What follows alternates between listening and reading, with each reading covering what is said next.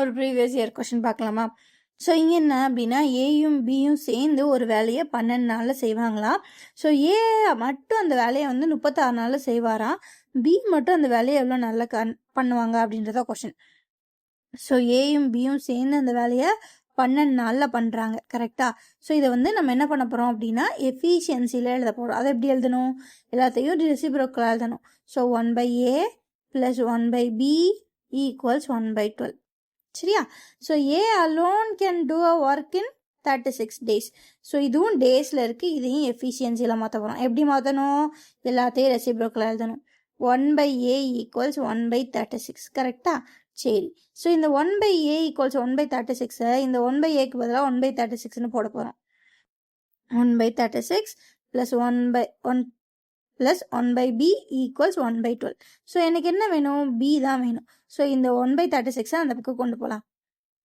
So 1/b = 1/12 - 1/36. இந்த மாதிரி கேசஸில் நான் எப்போவுமே என்ன சொல்லுவேன் அப்படின்னா டினாமினேட்டர் வேறு வேறையாக இருக்குன்னா உட்காந்து எல்சிஎம்லாம் எடுக்காதீங்க, ஜஸ்ட்டு கிராஸ் மல்டிப்ளை பண்ணிடுங்க. ஸோ அப்போ 1 × 36 36, 1 × 12 12, நடுவில் என்ன இருக்குது? Minus, divided by 12 × 36. அப்படியே வச்சுக்கோங்க, சப்ராக்ட்லாம் பண்ண வேண்டாம். ஏன்னா நமக்கு கண்டிப்பாக என்ன ஆகும்? கேன்சல் ஆகும். 36லேருந்து 12 போச்சு அப்படின்னா 24. 24 டிவைடட் பை 12 × 36.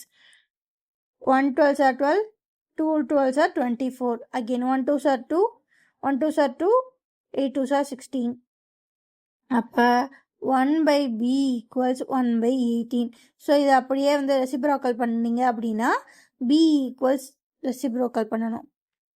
ஓகேவா? ரெசிப்ரோக்கல்னால் கீழே உள்ளது மேலே, மேலே உள்ளது கீழே.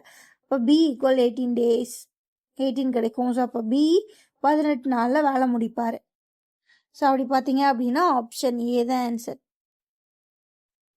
ஏன் இங்கே ரெசிப்ரோக்கல் பண்ணுறோம் அப்படின்னா இது வந்து எதில் இருக்குது? எஃபிஷியன்சியில் இருக்குது. ஓகேவா? ஸோ எஃபிஷியன்சியை ரெசிப்ரோக்கல் பண்ணால் நம்பர் ஆஃப் டேஸ் வந்துடும், நம்பர் ஆஃப் டேஸை ரெசிப்ரோக்கல் பண்ணால் எஃபிஷியன்சி வந்துடும். ஸோ இந்த சம்மோட ஆன்சர் 18 days. இந்த மாதிரி நிறைய ப்ரீவியஸ் இயர் சம்ஸ் எல்லாம் பார்க்கணும்னா நம்ம சேனல் சப்ஸ்கிரைப் பண்ணிக்கோங்க. ஓகேவா? Bye guys, thank you.